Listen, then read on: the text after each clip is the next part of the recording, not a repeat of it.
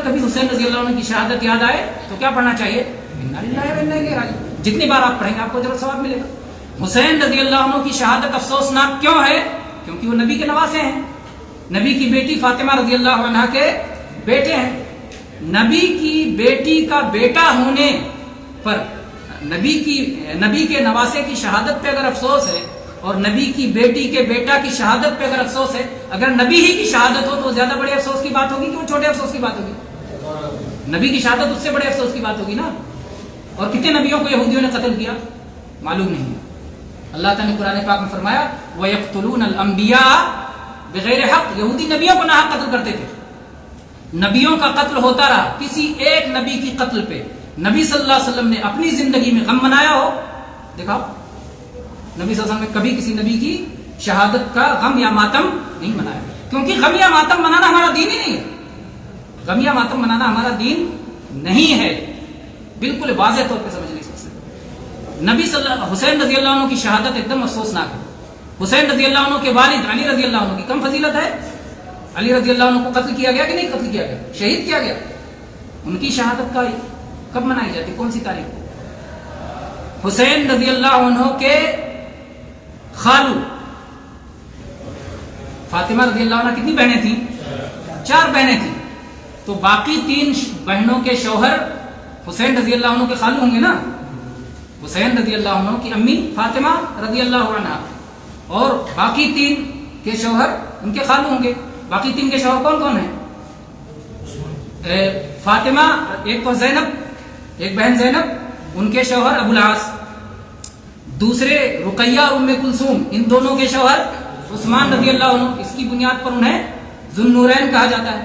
عثمان رضی اللہ عنہ کو بھی شہید کیا گیا.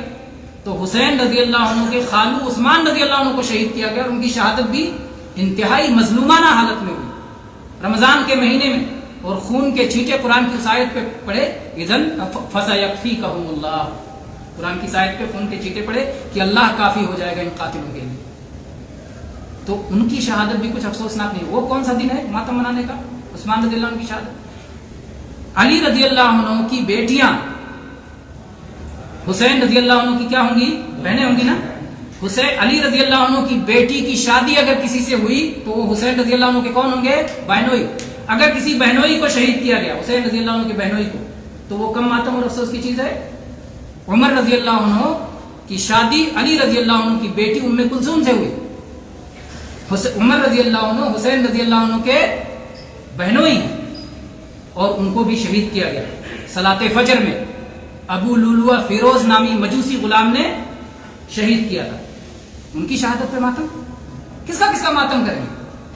اور صحابہ اکرام رضی اللہ عنہ جو جنگوں میں شہید ہوئے, بدر میں شہید ہوئے, احد میں شہید ہوئے, خندق میں شہید ہوئے, فتح مکہ کے موقع پر اور غزوہ موتا کے موقع پر, رجی کے موقع پر, حادثہ رجی کے موقع پر اور بیر معونہ کے موقع پر. سیرت اور تاریخ میں دیکھ لیجئے نبی صلی اللہ علیہ وسلم کے کتنے صحابہ کرام شہید ہوئے. کس کا ماتم منائے؟ سال کا کوئی دن نہیں بچے گا جس دن کئی ماتم نہ کرنا ہو. یہ دین ماتم کا دین نہیں ہے, یہ دین مرثیے کا دین نہیں ہے, یہ دین غم منانے کا دین نہیں ہے. اس لیے حسین رضی اللہ عنہ کے نام پہ جو کچھ کیا جاتا ہے اس کا دین سے کوئی تعلق نہیں. حسین رضی اللہ عنہ کی شہادت سن کے انا للہ پڑھنا بس یہی ہمارے دین کا حصہ ہے. کسی بھی غم پہ کیا کرنا چاہیے یہ نبی صلی اللہ علیہ وسلم بتا گئے ہیں. میں نے کہا یہ ہمارا دین قواعد کا دین ہے, اصول دے دیا, قاعدہ دے دیا. اگر کسی کی وفات ہو یا شہادت ہو تو کیا کرنا چاہیے؟ کیا اس کا اسوہ نبی صلی اللہ علیہ وسلم کی زندگی میں نہیں ہے اسوہ. نبی صلی اللہ علیہ وسلم کے بیٹے کی شہادت وفات ہوئی, ابراہیم علیہ السلام نبی صلی اللہ علیہ وسلم کے بیٹے کی وفات ہوئی. نبی صلی اللہ علیہ وسلم کو دکھ ہوا ہوگا اپنے بیٹے کی وفات میں؟ نہیں ہوا ہوگا. ہوا. اتفاق سے اسی دن سورج گرہن لگ گیا. صحابہ کرام کہنے لگے نبی صلی اللہ علیہ وسلم کے بیٹے کی وفات ہوئی, دیکھو آسمان پہ اثر ظاہر ہو گیا, سورج کو گرہن لگ گیا. اللہ کے نبی صلی اللہ علیہ وسلم یہ قطعاً برداشت نہیں کرتے تھے کہ عقیدہ خراب ہو جائے, ایمان خراب ہو جائے, توحید بگڑ جائے. اس لیے اللہ کے نبی صلی اللہ علیہ وسلم نے فوراً سب کو جمع کیا اور کیا کہا؟ میرے بیٹے ابراہیم کی وفات کی وجہ سے نہیں سورج گرہن لگا. الشمس والقمر آیتان من آیات اللہ یخسفہم اللہ. اللہ تعالیٰ ان پہ گرہن لگاتا ہے. یہ دونوں اللہ کی نشانیاں, سورج اور چاند. یہ کسی کے مرنے اور جینے سے ان پہ گرہن نہیں لگتا. اللہ اکبر. کوئی جھوٹا شخص ہوتا فوراً اس موقع سے فائدہ اٹھاتا, دیکھو میرا بیٹا مرا اور आसमान में असर हो गया, आसमान तक ये गम पहुंचा और सूरज पे ग्रहण लग गया। लेकिन नबी करीम सल्लल्लाहु अलैहि वसल्लम अल्लाह के सच्चे नबी थे, आपने अकीदे को बिगड़ना बर्दाश्त नहीं किया और आपने कहा नहीं, सूरज ग्रहण या चांद ग्रहण ये किसी के मरने जीने से नहीं लगता, ये अल्लाह ताला का हुक्म है और अल्लाह ताला इससे तुम्हारे दिलों में डर पैदा करना चाहते हैं कि जो अल्लाह सूरज को ग्रहण लगा देता, चांद को ग्रहण लगा देता है, इनको बेनूर कर देता है, इनकी रोशनी छीन लेता है, वो कादिर मतलब उससे डरो और उसके हुक्म की तामील करो, उस पर ईमान लाओ और नेक अमल करो। इसलिए अल्लाह ताला ऐसा करता है। तो बहरहाल बात ये हो रही थी कि गम पे क्या किया अल्लाह के नबी ने, गम पे इन्ना लिल्लाहि व इन्ना इलैहि राजिऊन पढ़ा।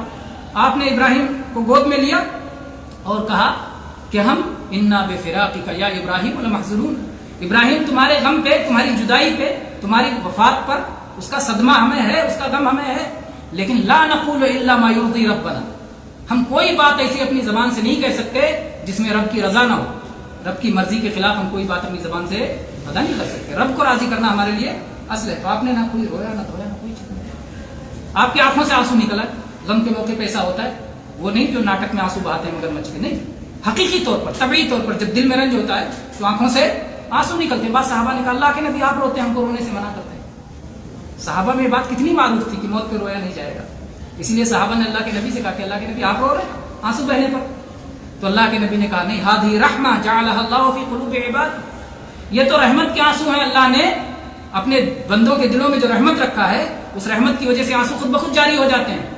इन्नमा युआखिदु बिहाजा, आपने अपनी जबान पकड़ के साहबा को बताया अल्लाह इस पर सजा देता है कि जो जबान से बड़बड़ करते हो, जबान से बिला वजह का मर्सिया और बनावटें करते हो और जबान से चीखो पुकार करते हो, उस पर अल्लाह सजा देता है। इसीलिए अल्लाह के नबी सल्लल्लाहु अलैहि वसल्लम ने फरमाया नौहा करने वालियों की सजाओं का हदीस में ऐलान है कि अगर वो तौबा किए बगैर मर गई, नौहा करने वाली मातम करने वाली, तो उसको क्या क्या सजा मिलेगी, उसकी सजाओं का ऐलान है। तो बहरहाल नौहा और मातम और जबान से चीखना चिल्लाना और कपड़े फाड़ना और तमाशे करना ये मना है, ना कि रहमत के आंसू जो खुद ब खुद निकल जाए।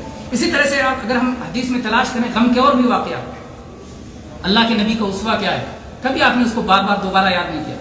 आपके चचा हमजा रजी अल्लाह अन्हु, अल्लाह रसूल के शेर हमजा रजी अल्लाह अन्हु को शहीद कर दिया गया, इस लड़ाई में, उहद की लड़ाई में शहीद कर दिया गया, और आपको इतना गम हुआ कि आपने कहा अम्मा हमजा फला बवा किया, हमजा पर कोई आज रोने वाला नहीं। यानी एक जमाना होता था कि इनके जैसा शख्स अगर वफात पा जाए, शहादत हो जाए, तो चीखो पुकार की आवाजें आसमान तक पहुंचे, इतना अजीम शख्स की वफात हुई। इसलिए नहीं कहा कि रो, वरना साहबा आपके हुक्म की तामील नहीं करते, कोई नहीं रोया। कहा कि आज उनके कोई इतना गम हुआ आपको, दुख हुआ आपको, लेकिन आपने उनका कोई मातम नहीं किया, और उसके बाद हर साल मातम करना तो और ज्यादा लग है, फौरन नहीं किया तो बाद में क्या करें, फौरन उसी वक्त जबकि गम ताजा ताजा हो, ज्यादा तकलीफ हो, उस वक्त भी नहीं किया, बाद में भी कभी नहीं किया।